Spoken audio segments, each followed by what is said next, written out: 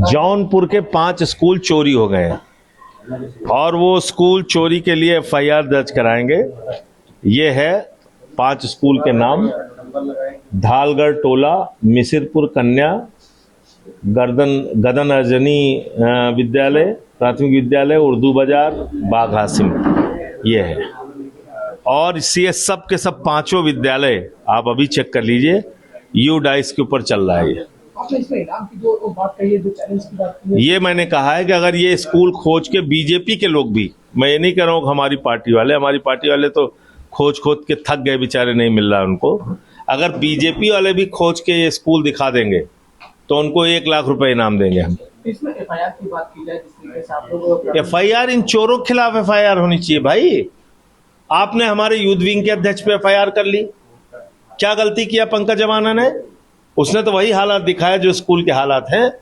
आपने फिरोज सिद्दीकी पे मुकदमा कर लिया हरदोई में, क्या गलत किया उसने वही किया जो वहां पे स्कूल की हालत थी। तो एफआईआर तो उन पे करनी पड़ेगी जिन्होंने स्कूलों को बिगाड़ रखा है।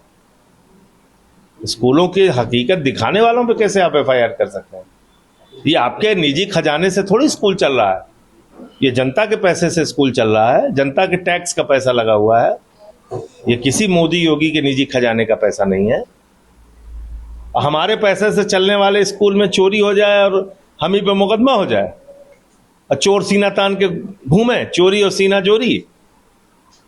सर, अखिलेश यादव कह रहे हैं कि भाजपा जो आरक्षण चोरी कर रही है, जिसको लेकर के पीडीएस समाज का जो अधिकार है वो उनका जो था वो नहीं मिल रहा है। नहीं तो ये 100% चोरी कर रहे हैं। आप देखिए, मैं तो बार बार इस बात को कहता हूं, भारतीय जनता पार्टी संविधान और आरक्षण के लिए सबसे बड़ा खतरा है। और भारतीय जनता पार्टी के रहते हुए न इस देश में आरक्षण बचेगा न संविधान बचेगा, इसलिए इनको हटाना जरूरी है। सर, यही बात हमने लोकसभा चुनाव में भी कही थी 24 में। सर, मुख्यमंत्री जी कह रहे हैं कि जिस तरीके से पीएम पोषण योजना की रसोइयां है वो माताएं बहनाएं योजना की अधिशक्ति है, प्रदेश की 3.54 लाख मिड डे मील रसोइयों के लिए कैशलेस चिकित्सा वितरण किए जा रहे हैं। देखिए, वो तो अभी चुनाव आया है, कुछ न कुछ करेंगे ही। हकीकत वहां पे क्या है जाके देखिए ना।